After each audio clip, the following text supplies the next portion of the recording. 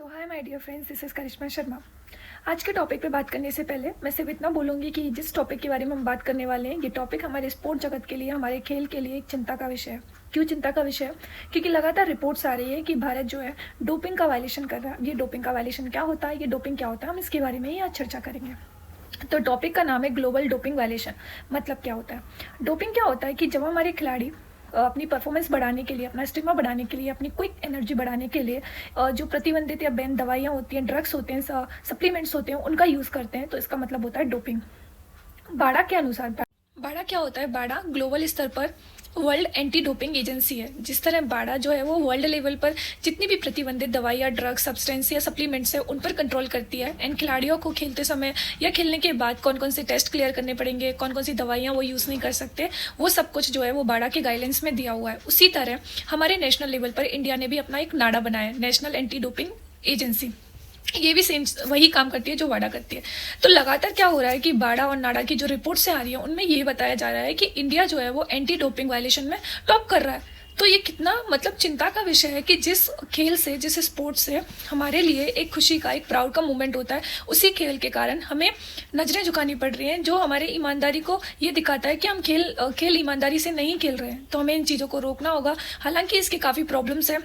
क्यों इंडिया के खिलाड़ियों में ये वायलेशन बढ़ता जा रहा है? तो इसके काफ़ी रीज़न है, जिसमें से वन ऑफ द रीज़न ये है कि जो हमारे लोकल कोचेस होते हैं, खिलाड़ियों के जो लोकल कोचेस होते हैं, जो अनएजुकेटेड होते हैं, वो खिलाड़ियों को इन चीज़ों के बारे में बताते ही नहीं है। उनको और ज़्यादा ये इंक्रीज़ करते हैं कि आप ये खाओ, इनसे क्विक एनर्जी मिलेगी। सेकेंड, ये हमारे सबसे बड़ी प्रॉब्लम है कि हमारे इंडिया में इसकी अवेयरनेस ही नहीं है कि डोपिंग क्या है, कौन कौन से ड्रग्स हैं, इन्हें यूज़ नहीं करना चाहिए। तो हमें इसका अवेयरनेस फैलाना चाहिए। यही इसका सबसे बड़ा प्रॉब्लम है और यही इसका सॉल्यूशन भी हो सकता है कि जितनी अवेयरनेस कम है उतनी ज़्यादा अवेयरनेस फैलाओ।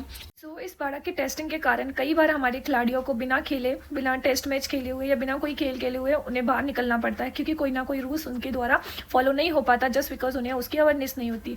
अगर इसके हम कई कुछ एग्जाम्पल देखें तो इसमें एक एग्जाम्पल आता है जो 2016 के रियो ओलंपिक गेम्स हुए थे। तो वहाँ पे हमारे जो नरसिंह यादव एक खिलाड़ी थे, रेसलर थे। तो जब ये गेम्स स्टार्ट होने वाले थे, ओलंपिक स्टार्ट होने वाले थे, तो उसके स्टार्ट से पहले वो डोपिंग टेस्ट में पॉजिटिव पाए गए थे। तो उस टाइम पे हम सोच रहे थे कि हमें कोई मेडल मिलेगा, बट उस टाइम पे हमारा देश पूरा शॉक में चला गया जब वो पॉजिटिव पाए गए। तो हमारा उस टाइम पे ओलंपिक का सपना टूट गया। एंड ऐसे ही और कई खिलाड़ियों के नाम आए, जैसे बजरंग पूनिया, साक्षी मलिक। इनका डायरेक्टली डोपिंग से तो रिलेटेड मुद्दा नहीं आया है, लेकिन कुछ ना कुछ बाड़ा के कुछ रूल्स वगैरह थे, टेस्टिंग रूल वगैरह थे, जो फॉलो नहीं हो पाए थे, उनकी वजह से आए, तो कंट्रोवर्सी में रहे। यूएसए के खिलाड़ी थे लेंस आर्मस्ट्रॉन्ग, जो साइकिलिंग में एक स्पोर्टर है। उन्होंने भी टूर दे फ्रांस विनर के 7 टाइम विनर रहे थे। लेकिन जब उनका ये टेस्टिंग हुआ था, उसमें पता चला कि ये स्पोर्ट हिस्ट्री का सबसे बड़ा स्कैम था डोपिंग के मामले में। उसके बाद उनके जितने भी टाइटल्स थे उनको स्ट्रिप ऑफ कर दिया। इसी तरह कनाडा के खिलाड़ी थे स्प्रिंट में, वेन जॉनसन करके। तो 1988 के ओलंपिक गेम थे, उसमें उन्होंने गोल्ड जीता था। लेकिन गोल्ड जीतने के बाद उनका डोपिंग टेस्ट हुआ था और उस टेस्ट में वो पॉजिटिव पाए गए। तो उसके बाद उनके मेडल को छीन लिया था। और ये जो इनके बारे में जो स्टडी है वो हमारे स्पोर्ट के केस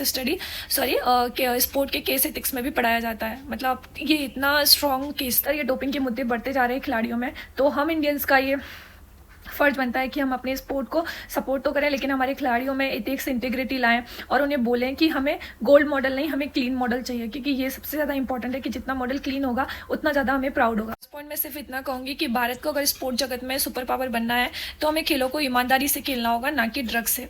भारत का इस तरह रिपीटिंग डोपिंग वायलेशन लिस्ट में टॉप आना या बार बार नाम आना, इससे हम ये तो नहीं बोल सकते कि सारे खिलाड़ी गलत है, लेकिन हाँ, कुछ ना कुछ सिस्टमेटिक प्रॉब्लम है, अवेयरनेस की कमी है।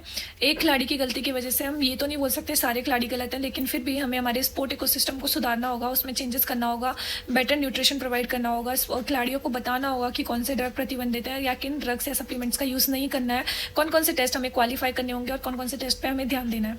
Thank you.